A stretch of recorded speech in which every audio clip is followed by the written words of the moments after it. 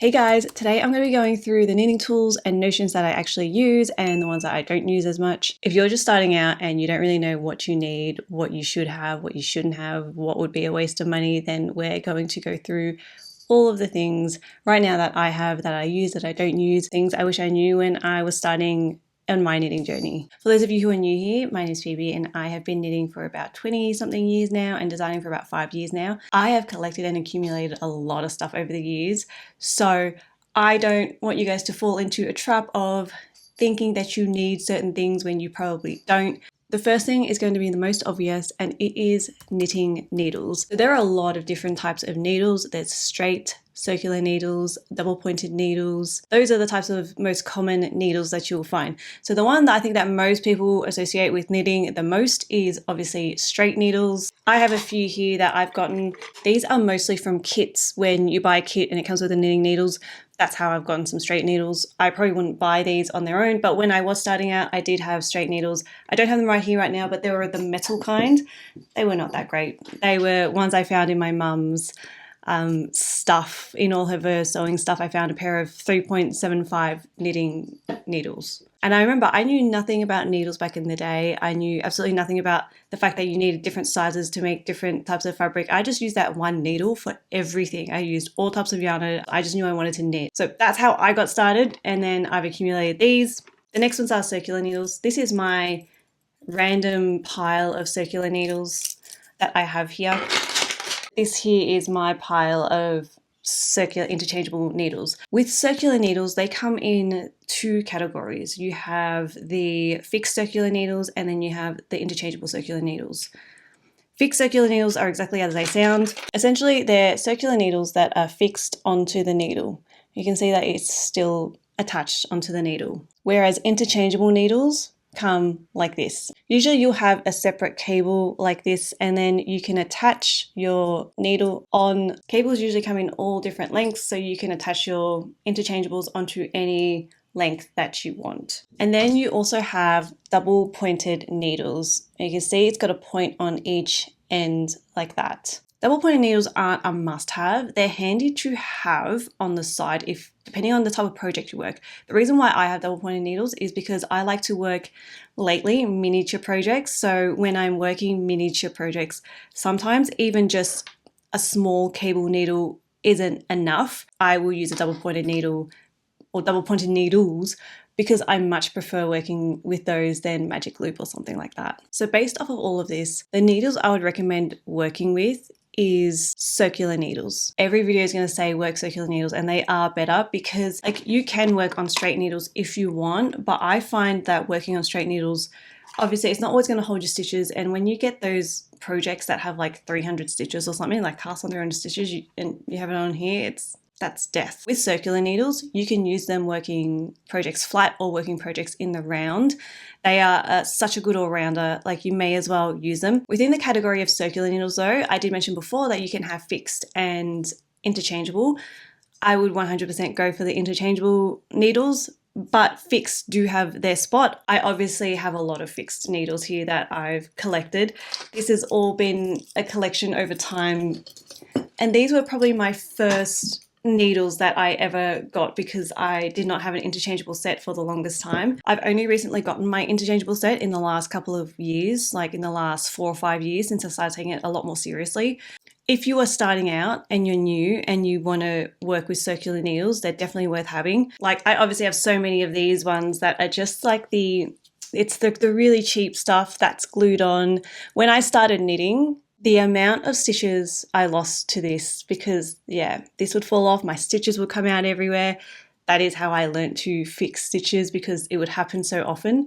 I also did use this plastic, I think, or it's like aluminium, like it's a lightweight sort of type of material, but this wasn't any better. I found that it also really fatigued my hands, so I did not love the material on these needles. They were like slightly more sturdier than the bamboo ones. Everything like here is needles that I started out with when I was knitting. These are all fixed needles. When I started taking knitting a lot more seriously, I decided to invest in a set of interchangeable needles, like an entire set instead of just buying one-offs. The set I went with were these Knit Pro needles that I showed you guys before. This comes in, I think, beginning at 3.25 millimeter all the way up to 12 millimeter. You can see how long I've been using these because it's literally just faded off now. And they also come with about 2 or 3 cables, I think. And once I found out about interchangeable needles, I sort of never went back because they are actually just the most handy, and you can keep adding to a kit if you want. Like changing needles on a project was so much easier, and having extra needles there and extra cables there was just, it's just so handy. It's really good. I don't see anything wrong with a beginner getting a set of interchangeable needles. I ended up getting a set because my patients were starting to die with the fixed needles that were just pulling apart all the time. So the other thing as well is that the sets might not have the exact size needle you want. So for example, like I said, the Knit Pro only begins at 3.25 millimeters. So I went and bought a separate set of 3 millimeter needles because it didn't exist, but because obviously they're interchangeable, I could just use them on the cables for the 3 millimeters, meaning I don't have to buy like a whole set. I just have to buy a pair like this. For some reason I have 3, but there was a time I was working with like 4 and 4.5 millimeter needles a lot. So I bought another pair to go with it. This one is now becoming a little bit more niche. These are actually Cubics needles, and they're a square. And I don't know if you can sort of see. In comparison to, I'm going to hold one of each up. In comparison to the other one, this one is the square and this one is the circular. And you can see the difference. So the reason why I did buy these square ones is because they're apparently meant to be better for fatigue. So if you're knitting and you get fatigued quite easily, square is the way to go because it's just easier to grip. I did purchase these to knit cotton with because cotton can get quite like easy to get tied with. So I was working with a lot of cotton on smaller needles, so that's why I purchased those. And those are things that you can keep adding to your kit. I haven't bought a set of Cubics needles yet. You can. Knit Pro call them Cubics. I think other brands call them something else. I'm not sure what they call them, but other brands have square needles as well. So that's a little fun thing that you don't need as a beginner. Maybe if you're a bit more advanced and you are finding you are fatigued quite a lot, it's definitely something to look into. So that's what you should look at. With interchangeable needles as well, you can get different lengths of the needles. These are a regular sized interchangeable needle. These are a shorter pair. You can see that's a regular pair of interchangeable needles, and then this is a shorter pair. The shorter pair, again, I personally use it only for sleeves, necklines, for the smaller circumferences of garments because, again, I'm not going to work magic loop. At that point, I would rather just dye. These have absolutely been my game changer in the knitting scene because I love working top down in the round. It is my absolute favorite way to work any garment. So if you're the same as me in terms of the type of knitting patterns you prefer to knit, I would definitely probably look into getting a shorties set. That could be something you get later on even. It's something I would definitely start accumulating little bits of. If you buy from the same branded set of needles, then you can interchange your cables and your needles onto each one. I just went for the set because I knew that I was going to be making a lot of different sorts of designs. And because also I'm a designer, so I do use different, like across the range, much more in the smaller range lately because I work with fingering weight yarn more, but because I do design, I do like to have that set with me so that I can have all the options ready and available. If you knit casually and you know that you knit with a certain weight of yarn, I would probably just invest in getting those needles first before committing to an entire set and trying it out and seeing if you like it first. Because then later on, you can just add it to your little kit and you'll have extras and spares. So it means that when you end up having a lot of whips, you don't have to worry about finding an extra needle because you've got all the spare ones. Are these miniature ones? These are also Knit Pro. Again, I've just stuck with the same brand. And these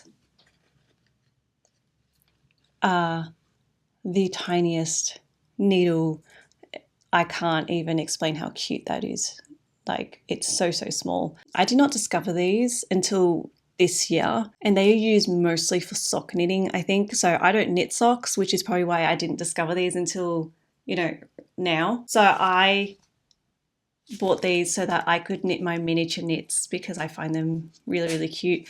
I do find actually that I end up using my double point needles a lot more to make my miniatures, but then some of my knits I can use this, and it's just really, really cute. At the moment though, I do have a sleeve that I am working where I am actually using this needle set, because even my shorties were probably a bit too big on this and they were stretching them out, so I ended up using this needle set instead. These needles work for that, and sometimes the shorties can be a little too big because of the cable, so this has been so handy. I would love everyone to have a pair of miniature needles, but unless you're knitting socks exclusively, I don't think you really need this. It's something that you can collect later on if you wanted to. Based off of that, I also have these two 2.5mm Chiagu circular needles. These were gifted to me by a friend, not by Chiagu, but if you're out there, Chiagu.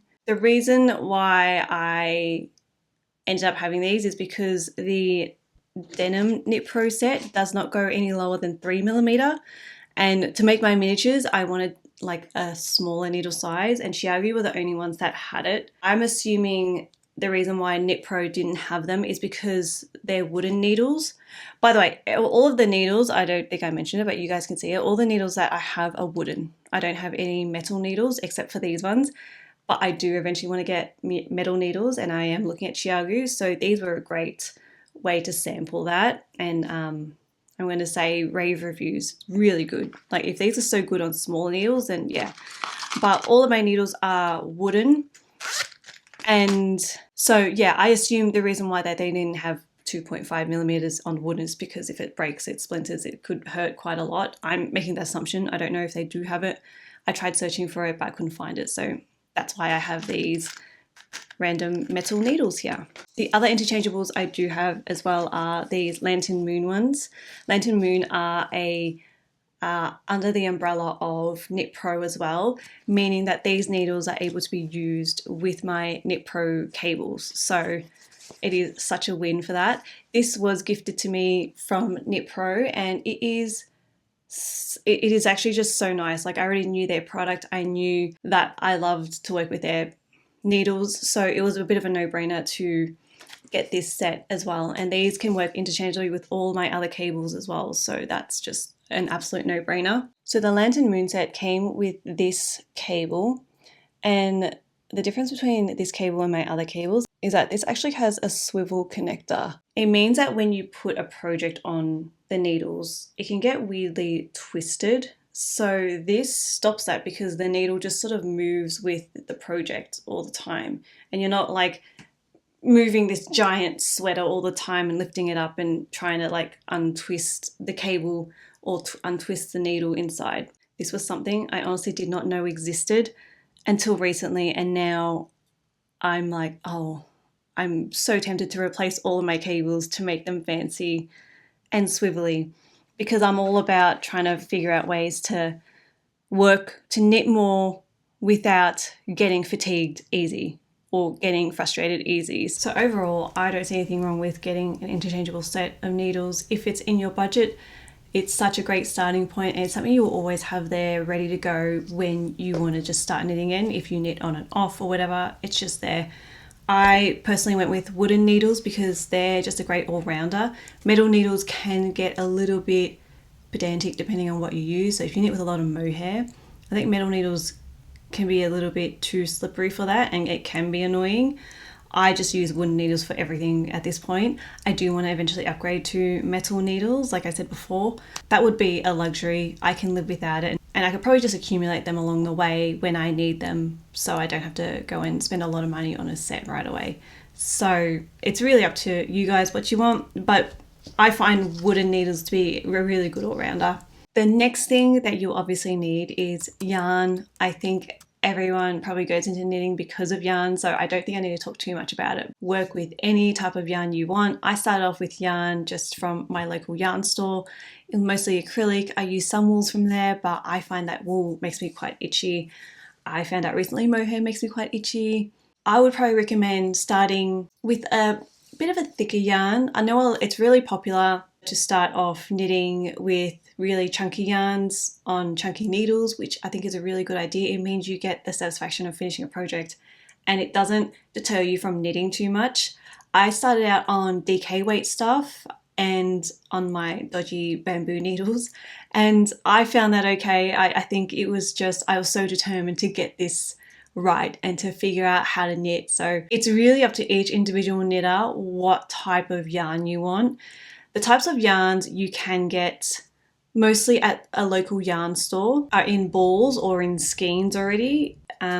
When you start like buying more handmade, hand-dyed sort of yarn, they will usually come in a hank that you will have to wind up eventually. I think honestly just work with any yarn that you prefer and you'll start knowing what your preferences are. At the moment, I still don't mind working with acrylic yarn. I don't find anything wrong with it. For this new design I'm actually working on, this is wool.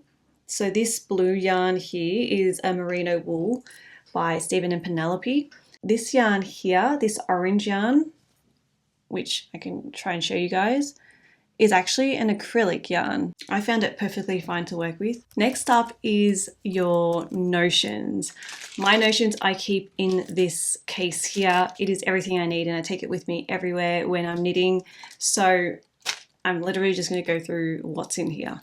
So the first one I think everyone should just have are stitch markers. This is just a case that I bought, I think from Amazon. I also have these cute little cat stitch markers as well. And these star ones, star and cat ones. No, those are just star ones. And then I've got cat ones in here somewhere as well. Stitch markers are really just an easy one to get. They're usually pretty cheap and they come in different colors, different styles. I think they're just really great to have, especially if you end up getting a pattern that says you need a unique stitch marker to separate like your button band with the rest of your body. I personally keep them in this handy case here of all my stitch markers. I also have stitch markers that that come off as well. A detachable stitch marker, I guess it is. I think it's more popular in the crochet crowd than it is knitting. If I need something like unique to separate my work, I'm literally going to keep bringing this up. This is a reversible fabric, so what it means is that the inside and the outside are the exact same. I think I've got a stitch marker here, there. I've got a stitch marker on the neckline here to show that this is the right side of my work because it looks the exact same on the inside as well. So that's how I've used these stitch markers for myself. To be honest though, you can use anything for a stitch marker. I've seen people use rings, I've used hair ties, I use scrap yarn tied up. But for me, I'm such a convenience person. I just need everything to be there and available and ready as it is. So I just went and got a whole lot of different stitch markers so that it would all be ready for me. So if I do suddenly come across a project, I've got all the stuff that I need. And it's an easy thing, it's a cheap thing to keep. So stitch markers, get them. Other things you'll need are scissors. This one is they don't need to be like this, but this one is my favorite. It's the fanciest one. This one's pretty average in cutting, but it looks like a, bird thing. This one I got from another craft kit. It is actually really, really nice and it's really nice sturdy quality. And also this one cuts so well. So whatever this is, yeah, I'd take this around.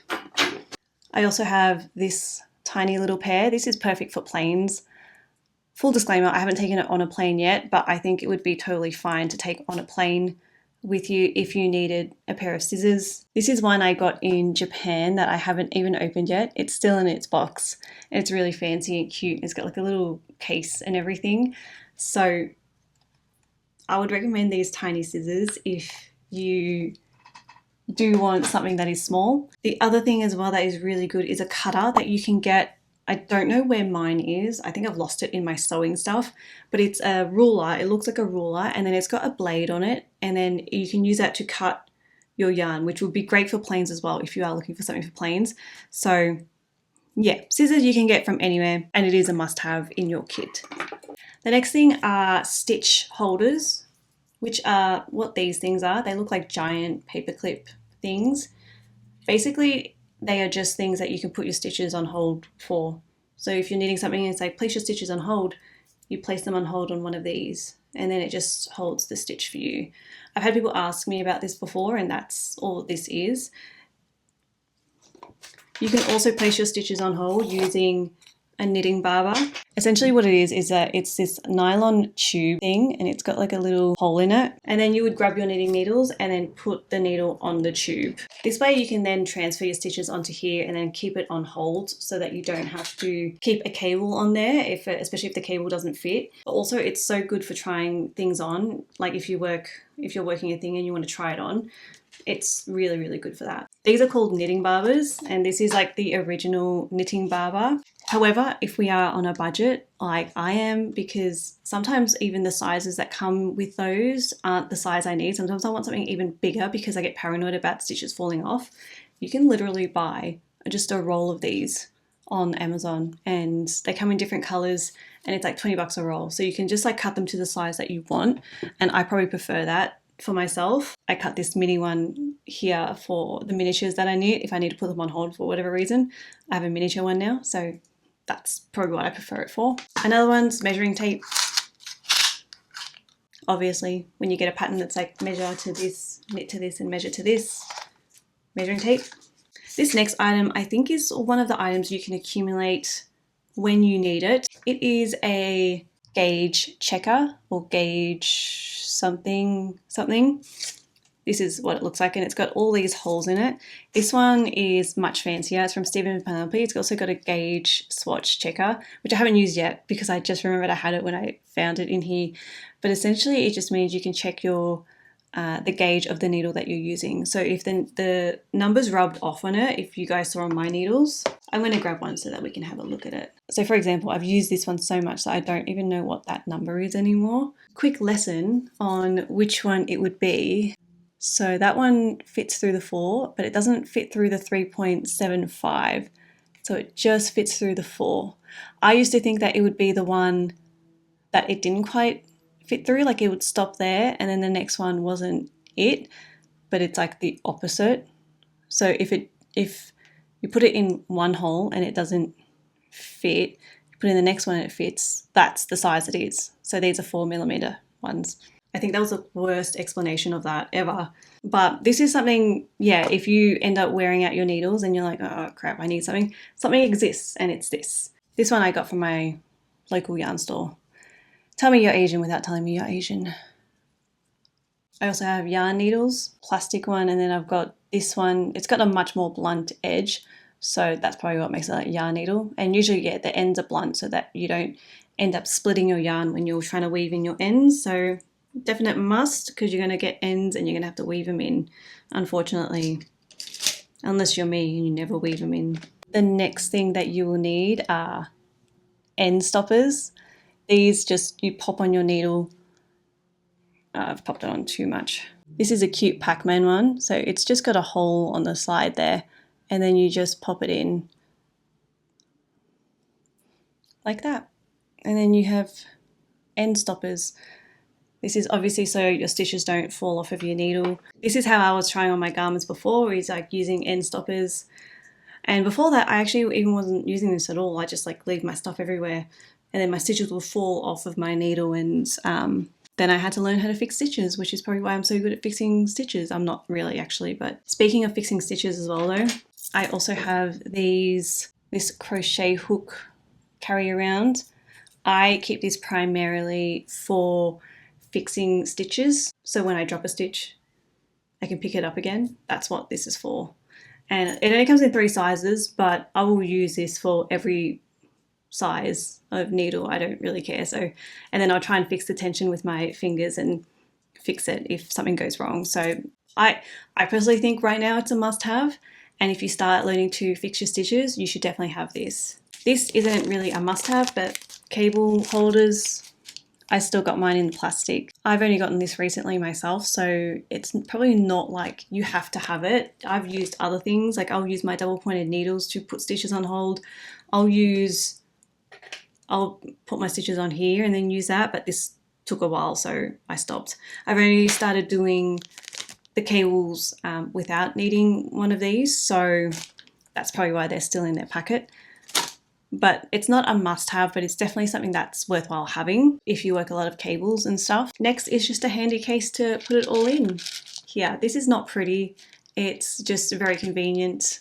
I do want to upgrade this eventually and make it a lot neater. There's one I'm eyeing off on Amazon that I'm going to have a look at, but because it's a bit more expensive for me because it's international shipping, but it's like a double-sided case. So one side I could put my stitch markers, the other side I could put other stuff. So I do want to upgrade this, but I think having everything in one handy container is just really, really good. And then having everything ready to go anywhere you want is handy. This is just what I always have next to me when I'm knitting.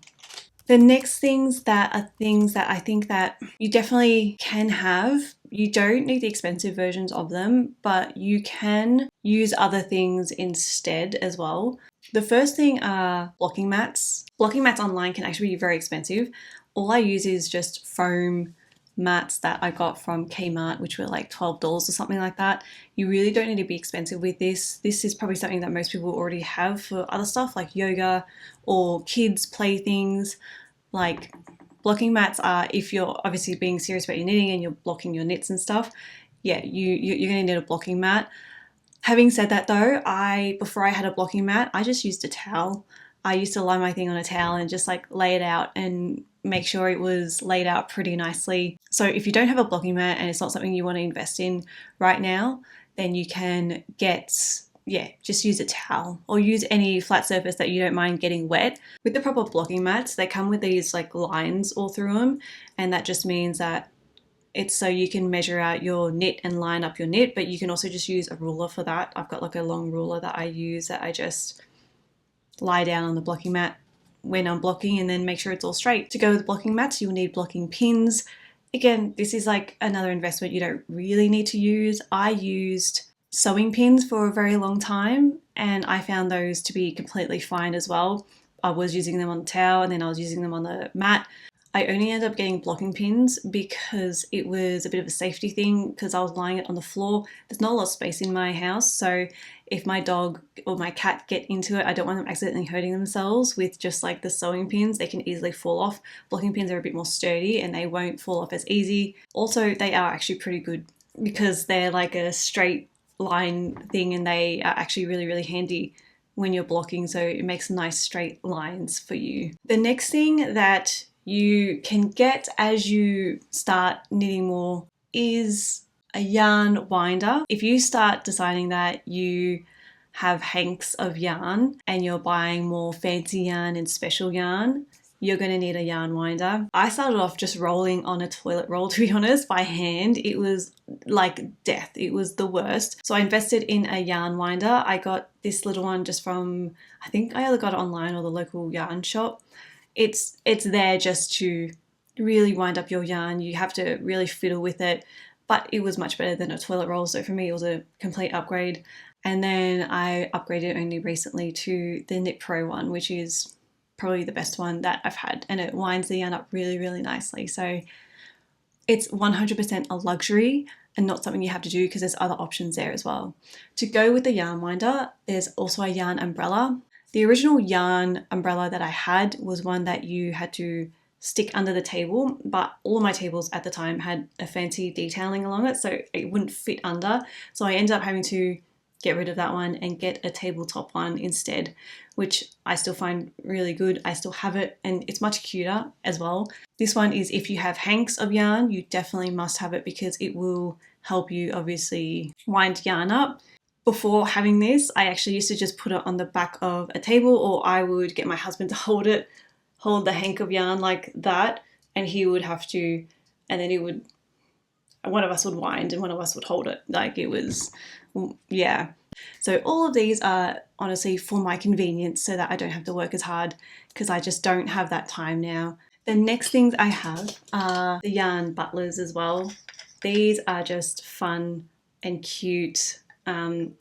They are actually quite convenient. So if you are the kind of knitter that likes to pull from the outer yarn, these are really, really good because it means you don't have to keep straining for your yarn. With these, it comes in like a two-parter like that, and it's got a hole at the bottom. You just pop that on and you pop that in, and then you can pull your yarn and then knit with it directly from here, and it pulls it for you.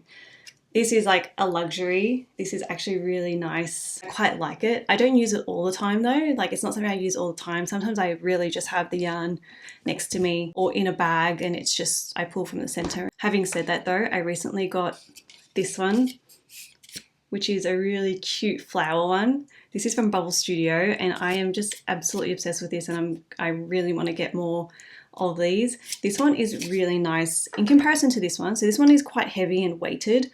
This one is lightweight as anything. Like, it's so nice. This one is 3D printed, but I do knit with this on the couch. So I'll just like have it on the couch, and it's really sturdy. So it's really lightweight, but it's really sturdy. This one I really like. My only gripe is that I find that a bit too pointy. That makes me quite anxious. I just put my yarn on it like that, and then I put a straw topper on it like that to cover that, so that in case anyone happens to fall over. And the other yarn butler I have is this one here. This is a double one, and this one's a magnetic one. So the magnets sort of stick to the bottom there, and it's got like a magnet underneath. You just pop your yarn in that, and then you have that, and that's what it is. I don't work a lot of colour work yet, but I think I do have some thoughts on colour work, and this has actually been really handy. I was working on a top with this, and it was really, really handy to have these. And I found that if my yarn was getting weirdly twisted, I would just switch these around. Like if I found that it was tangling crossways or something like that, it was easy to move the yarn around. So, and then I've decorated it with some little animals. That one was a gift, so like from my husband, so it's not really something that I would have bought for myself, but it's really like fun to have around. Honestly, it doesn't take a lot to get started. You can go and get one set of needles and one ball of yarn and make your first whatever you want to make, and that will really give you an indication of whether or not you like knitting or not. For me, I know that I was quite passionate about it because I put up with a lot of annoying things that happened along the way. Even the things that annoyed me, I was more open to finding a solution for it as opposed to just giving up and saying, oh, this craft sucks or whatever. I really wanted to make it work, and I really wanted to make sure that it was something that I wanted to keep up with before I invested too much money into it. Honestly, I think if tools and stuff and all of this is overwhelming, you should just get a kit, because a kit will come with everything that you need, and you'll get an idea of what you need immediately, so you know what is important to have, and then from there you can just start building your toolkit up. All of the stuff I showed you guys today, I accumulated for like 20 years. And even then, I don't even think it's that much. To be honest, I've accumulated more sewing stuff than I've accumulated like knitting stuff, and I have not even used half of it. That's like a craft that I'm just like, I feel like I need all the good stuff when I probably don't. I probably just need to start with the smallest stuff, and I should probably take my own advice on that, to be honest. But the stuff I did mention today, I will link them all below. So to be honest, you don't really need a lot to get started, but there are a few things that will help you along the way. So let me know in the comments if there's anything in here that helps you and what tools you're going to start with. And yeah, I'll see you guys in my next video.